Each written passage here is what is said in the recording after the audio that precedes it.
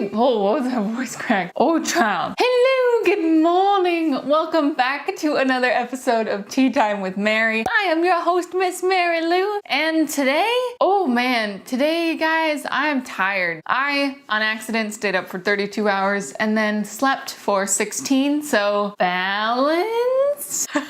But I have a really fun, lovely episode for you today, not to worry. If you remember a long freaking time ago in Tea Time with Mary Season 1, I did an episode of Book Club. It's a book club with Tay. And guess what? Today we are doing part 2 to that series. I got some books for my birthday, if you saw in my More Mary video from Sunday. And so I wanted to do more fantasy books that I either have not read or haven't read in a long time. And I wanted to share those with you because I'm so excited. I know you're like, Mary, you did fantasy last time. You haven't read anything else in a year? No.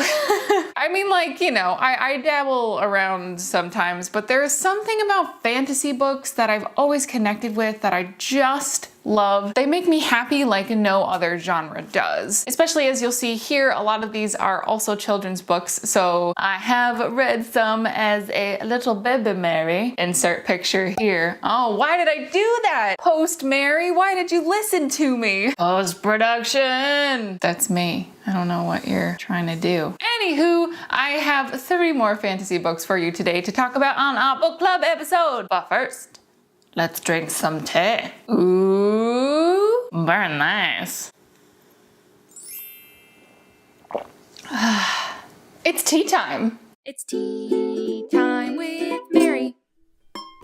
I would like to interrupt this programming once again to remind you that we are almost at 200 subscribers. When I hit 200 subscribers, I am going to be recording another song for you. And I have some new sound equipment, so girl, it's gonna sound real good. But the fun part is that you get to pick the category of what you would like to see. So I'm gonna put your options for genres right over here. Just pick one of these, and when we hit 200 subs, as of this moment, we're at 194, I will stop the voting, do a tally, announce what I'm gonna do, and record something special for you guys. I'm excited. Anyway, back to our show.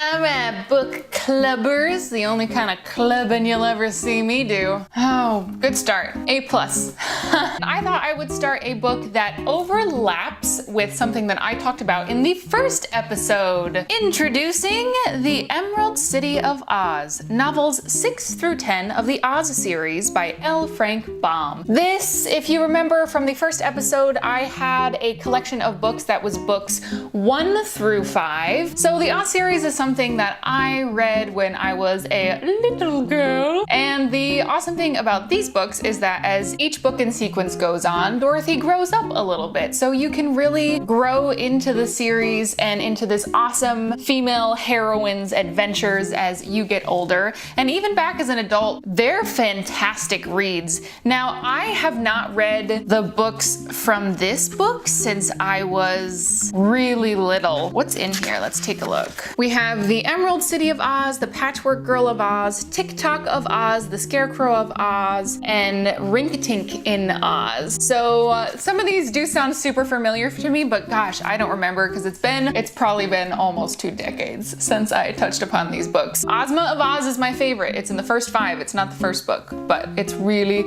really good. The Oz books, they're a very easy read, obviously, because they are meant for children, but they're so rich at the same time. They're full of metaphor and mystery and wonder and strength. It's awesome. She's one of my favorite female heroines. There's some female heroines in the other books, but they are a little bit more male-centric. The City of Oz books will always have a special place in my heart, and I am excited to reread these. It's been forever. Not to mention Barnes & Nobles has these beautiful book collections. The green cover with the metallic imprinting is just so beautiful. The pages in this one are silver, and it comes with a little ribbon to hold your place. So I'm very thankful for Barnes & Noble for bringing back classics like this, and they look oh so pretty on my bookshelf, and they are oh so fun to read. Oh, I'm doing the chocolate mint tea. I used my last tea bag of it. Alrighty. Here comes another book series. I realized that all three of these books that I'm featuring today are actually the entire series in one book. So each of these books has anywhere from 3 to 7 actual books in them, but they're all just bound together. They all look big and intimidating, but they are all super awesome, so don't worry. This next collection is a favorite of my father when we were kids. He had a really old printing of it that he encouraged us to read when we were little. We read our way through the whole series, and then I had a friend who wanted to do a book swap with me. I gave her my first 5 Oz books to read in exchange for The Chronicles of Narnia by C.S. Lewis. So this book contains 7 books in it. So I think technically most of you would probably be familiar with 6 books in The Chronicles of Narnia, but there is a prequel that was written later called The Magician's Nephew, which I had never read before. And it was basically about 2 children and how they accidentally created Narnia, and they were there when Aslan was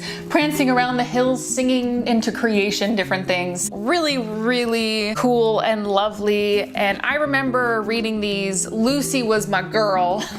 Lucy is in most of the books because the other kids do get older and are not allowed back to Narnia. However, in the last 2 books of the series, I don't think that any of the original kids are in the last 2 books, and that is the point in which I have read to. I have read all the way up to The Silver Chair. I've read 5, and you want to talk about rich in metaphor, The Chronicles of Narnia, man. This, you know, the age range is a little bit older, I would say, than The Wizard of Oz. A lot of this is biblical metaphor. Now, when I was a kid, I didn't really think about it that way. Aslan and God and Jesus metaphors and all the things, but it's an enjoyable read. If you're not a religious person, you can still get a lot out of these books. Even reading them now as an adult, now that I'm aware of what C.S. Lewis was trying to accomplish with his parallels, I don't really still read it that way just because I get a lot of enjoyment more at who the characters are and what they do. I would say probably my favorite book out of the ones I've read so far. Oh man, why did I come up to ask myself that? That's a hard one. I think probably the last book that I have read in this, The Voyage of the Dawn Treader, is probably my favorite. I did read The Lion, the Witch, and the Wardrobe an awful lot when I was a kid because I read it over and over again on my own, and then it was required reading at the time in like 4th grade, I think. So if you were in New York State in the 90s, you might have had to read this book in school. So if you're looking to be completely submerged in a new world with different parts of it that you explore in every novel along the way, I highly recommend The Chronicles of Narnia by C.S. Lewis. I'm Harry Potter,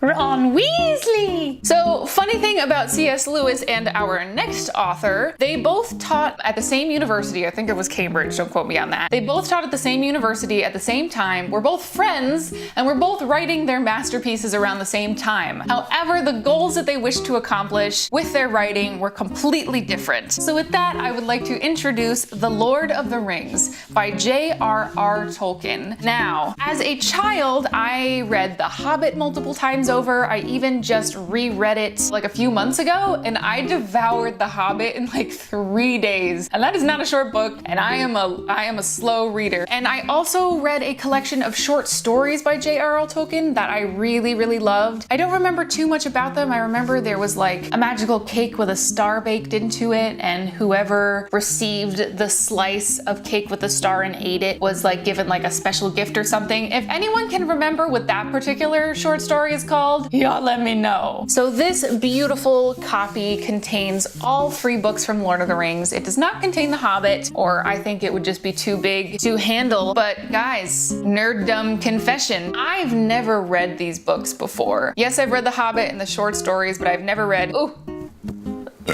I know, my body is like, what are you doing? Get it out, Mary.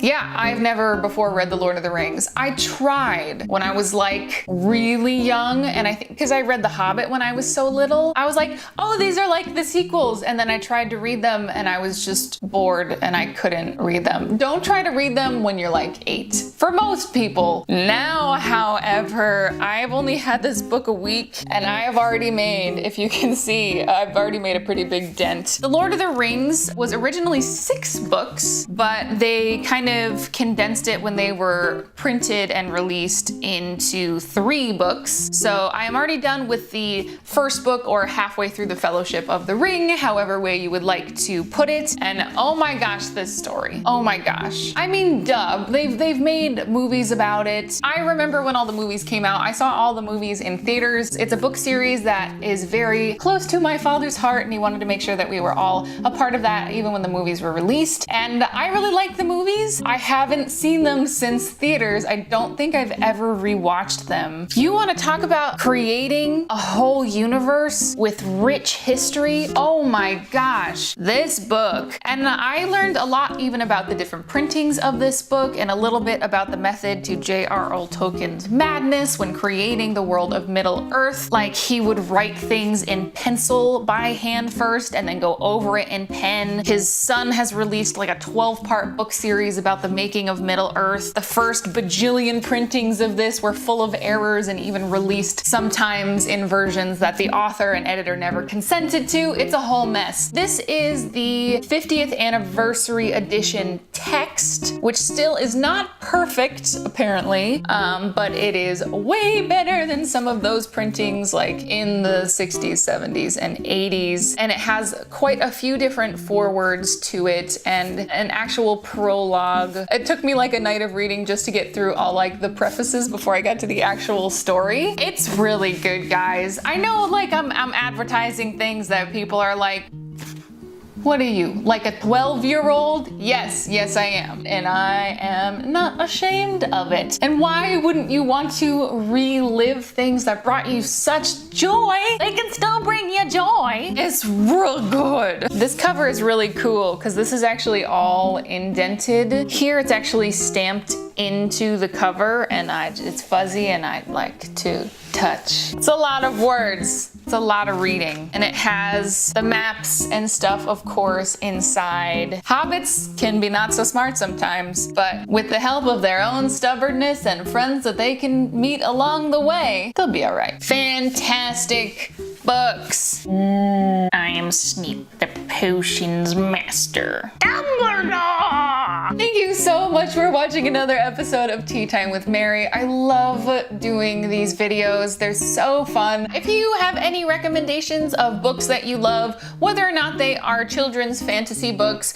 please let me know down below. And I'm so glad that you're here with me. So I hope you have a wonderful day, and I will see you on Sunday. It's Tea Time with Mary.